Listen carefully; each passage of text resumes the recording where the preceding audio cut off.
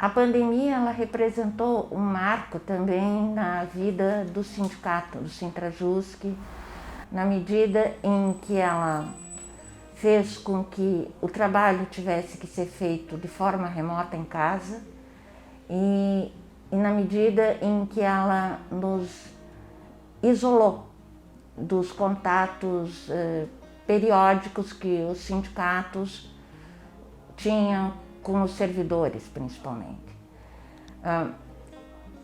Muitas pessoas já faziam teletrabalho, que é diferente de trabalho remoto. O teletrabalho ele tem um regramento próprio e ele obedece a esse regramento.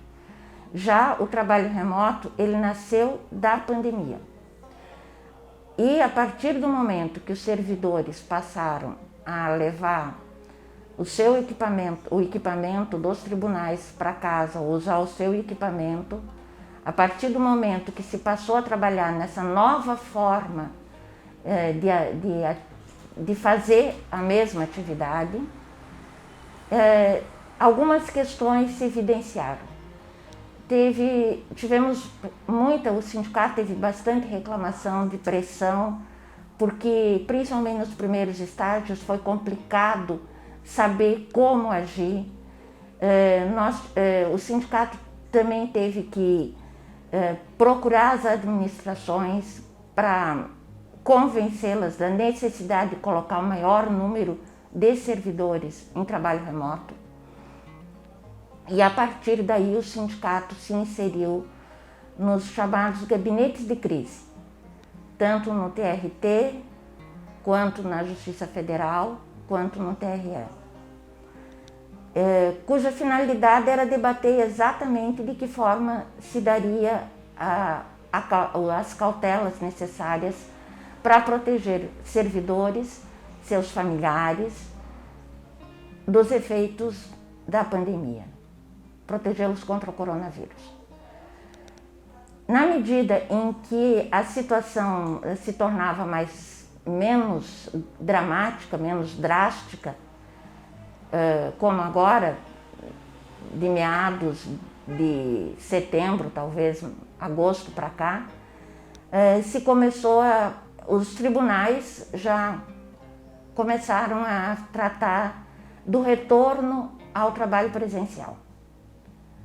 Alguns até antes, no primeiro semestre. E daí coube ao sindicato mostrar que não era momento de estar fazendo esse retorno.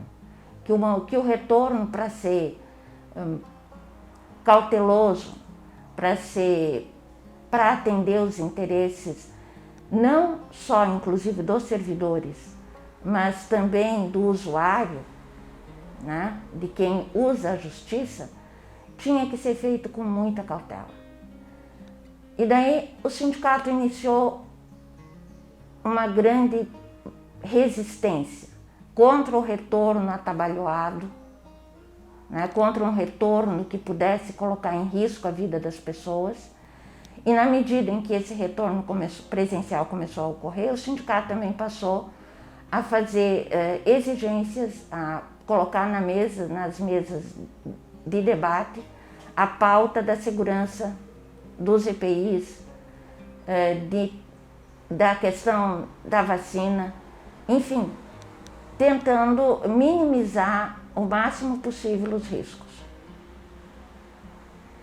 Nós tivemos no ano passado, final do ano passado, com as eleições municipais, por exemplo, o pessoal do TRE, os servidores do TRE tiveram que voltar, né? Isso foi uma situação da qual também a gente não pôde escapar, né? E quando retornaram,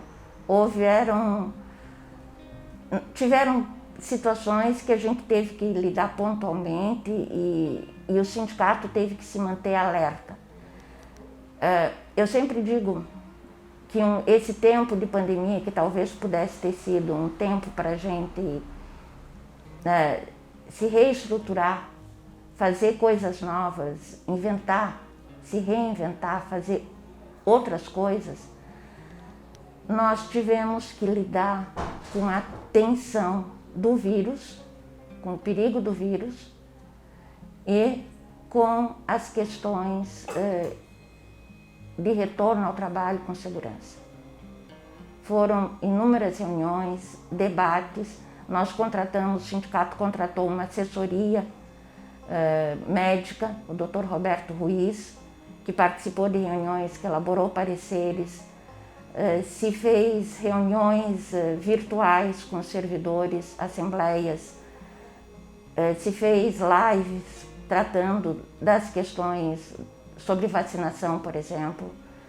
Enfim, se teve que ampliar muito, ao mesmo tempo que se concentrou o foco na questão da pandemia, nós tivemos que ampliar a nossa forma de lidar, né, de fazer as coisas.